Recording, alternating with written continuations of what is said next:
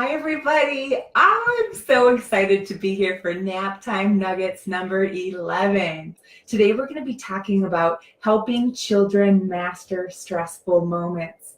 So how can we do it? How can we best respond? That's going to gain cooperation, but also to help diffuse the situation and connect the child to us so that after the tantrum's finished, we are left feeling positive about our response. When you are really upset, what do you need? We talked about this last week. Personally, I need to move when I start getting stressed out, and that helps me regain my composure if I get to move or do some exercise or go for a run or something like that. When I go dancing with all my Zumba people, I totally leave all my stress behind, which is so awesome. And those are things I can do to help keep my stress in check. But now what I want you to think about is, what do you need from other people? So I'm really, really upset. I go to talk to my husband about it. What do I need him to do? I'm really annoyed by something that happened to me. I call up my friend on the phone. What do I need her to do?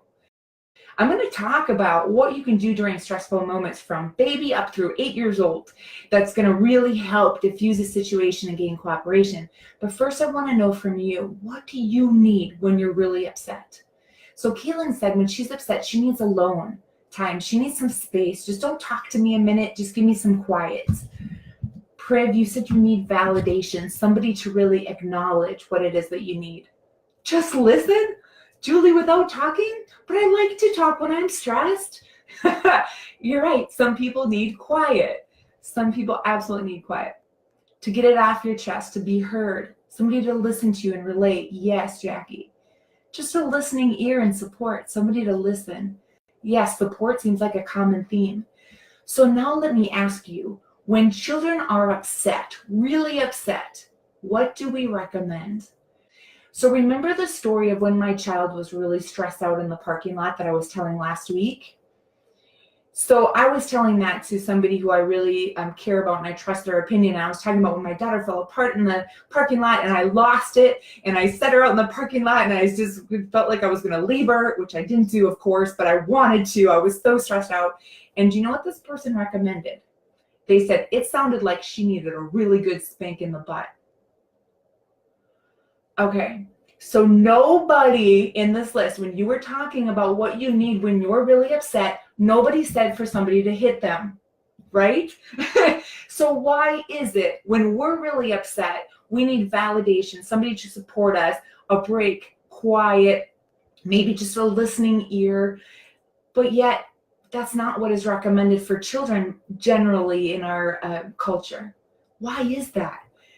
So if my partner cheated on me and I came to you and I said, oh my gosh, I can't believe that I just found out my partner cheated on me and I'm losing my mind. Are you going to hit me? No. Are you going to yell at me? Are you going to say, you sound really upset, you need a timeout? No, of course you're not going to do that. You're going to listen and support me and help me, right? You're going to do everything you can to hug me. Maybe you're like my husband, you're not a toucher, but you're going to give me that virtual hug. You're going to really listen with your ears and your heart and your mind in that difficult moment. So I wonder what children need. So that's what we're going to talk about today. We are going to look at how to respond to children in a stressful moment that will help gain cooperation, but also diffuse the situation and leave the child feeling with their spirit intact, like they feel supported and connected to you. When they fall apart, their brain is on overload. They are overwhelmed. They are upset. They are frustrated. So what can we do to support them in that difficult moment that's going to help them learn to master stressful moments, but also get us through that situation feeling strong and positive about what our response was? So what I'm going to do today is I'm going to tell you a first story and a second story very quickly that will illustrate some strategies in action. And then I'm going to give you an absolute top tip for how to defuse the situation when a child is starting to get into a tantrum, kick, hit, scream, get really upset. So I have a 3-year-old. She will not listen to me. We are going back and forth and back and forth and back and forth, and I start screaming, knock it off, calm down.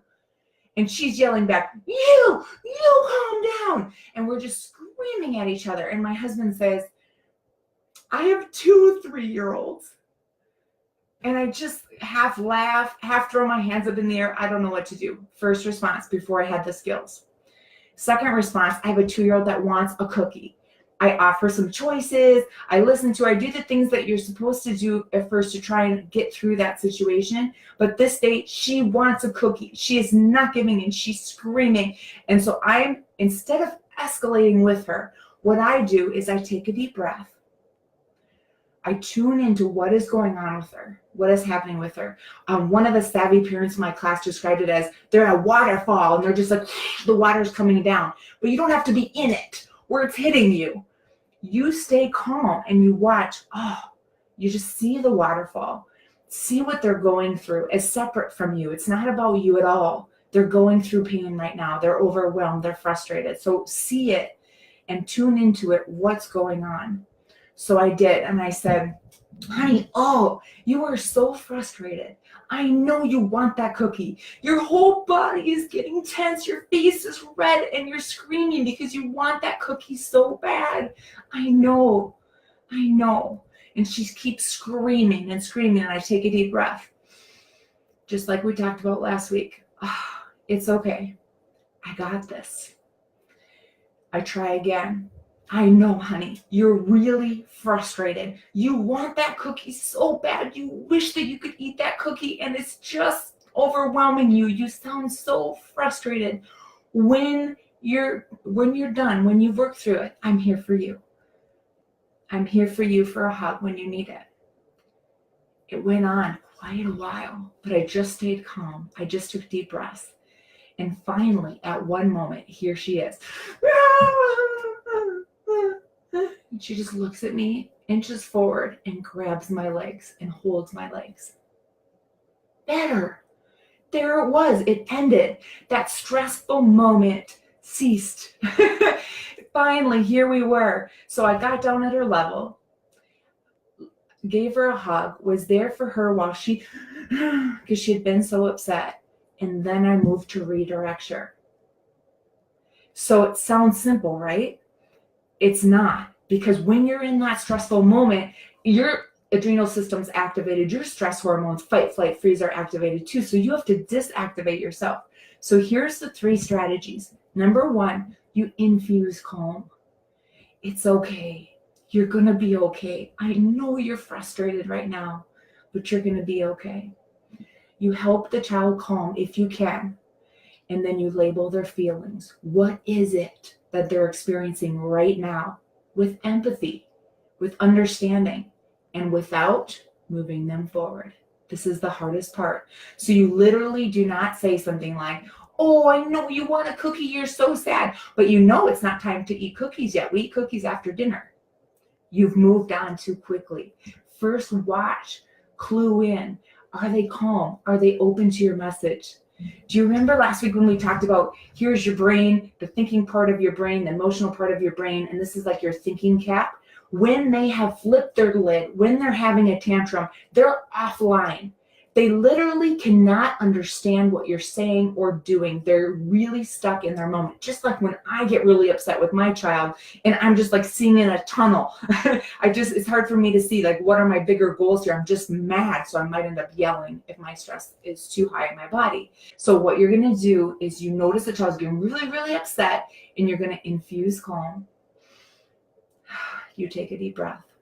Tune in to what it is the child is experiencing. And really label their feelings. What is it that they're going through? What happens in the body when you label the feelings is the stress hormone goes down about 50%.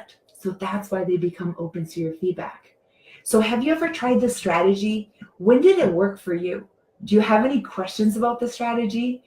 I think one of the biggest tricks with it is with helping children calm, to know what they need to calm. And so sometimes people say, one question that has come up, for example, is, well, I've been told to ignore the tantrum, that you're not supposed to give them a lot of attention when they're on emotional overload, they're falling apart, they're kicking and screaming, so I just walk away. So when would walking away be a good idea? So this is the trick of this whole thing, is helping the child calm is going to take really tuning into what they need. So with my second child, the reason I stayed there with her validated her and listened to her, because she's like some of you who said in the beginning of this conversation or thought it, that I need support and validation. I need somebody to listen to me. And that is how she is wired. So that's why I stayed there and listened and validated. Now, my other child, guess what? She needs something different. She needs space, like some of you do. She needs quiet. She just needs a chance to regroup her thoughts. So that wouldn't work for her. I can't keep talking at her. So if you are have a kind of the child in your life, in your childcare, in your home that needs quiet to regain themselves, to regain their composure, they need that break. They need you to be quiet. They need you to give them space. So how are you supposed to know? Do they need a hug? Do they need you to validate their feelings? Do they need you to give them a little bit of a break? Do they need you to just ignore them a minute so that they can recover and then come back in with empathy after they've calmed down? What do they need? So that's our job as the adults caring for these young children, to figure it out. What is it that they need to be successful in that stressful moment? And then the very big last one is to teach. And that's next week. I have so many great tools for you next week too, to help them learn to master their own stressful moments. But I'm going to read your insights and your comments and answer questions for about the next 5 minutes. Great question. How can you apply this strategy if the child is acting out physically? I've actually seen this in the elementary schools, because in the elementary schools, you're not allowed to physically touch a child. You can, unless you're in imminent fear of your life, or they're going to hurt somebody else, you're not allowed to touch the child to restrain them. So people, what they do is they keep saying calming things. They keep reading the child's cues. What does the child need? And keep the child safe, like in a safe area. So maybe if you have a matted area that they can hit something, or you have a calm down space that you can go with them to. But you have to kind of be a block so that they can't hurt other people, but you stay calm. So you're still infusing calm into the situation. You're still labeling their feelings, maybe being quiet, support if you can see that it's overwhelming if you keep talking, but you're basically keeping them safe and keeping other children safe until they're done, until they've worked through it. It does end. I know in those difficult moments, it doesn't feel like it. But it's really redirecting that energy. And that's something we're going to talk about next week. So in the end of the day, Jackie, what that child needs to learn is, I have all these physical feelings inside of me I need to get out. So sometimes we think, oh, take a deep breath or take a break. But that child who's like, oh, physically, they need a physical outlet for that emotion. So we're going to talk about that next week. How can we teach children who are having these big reactions what to do then? So you've labeled their feelings, you've been there to support them, but how can you help them learn to master their own stressful moments and to abide by rules like no hitting, right? Because you can't let them be violent toward others. Oh, first day for an 8-month-old Jody. I'm sorry, it's hard for them to transition, isn't it? So you need a lot of breathing.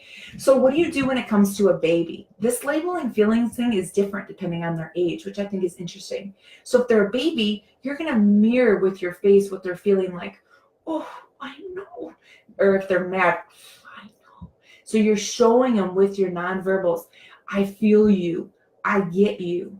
And then by the time they're toddlers, you're going to start to add words to it. So you say something like, let's say they want to go outside. This time of year, it's raining. They're going stir crazy. They're like, outside, outside. You will kind of a little bit show that feeling with your face and let them know, I hear you. I feel you outside. You want to go outside. I know, outside. I know.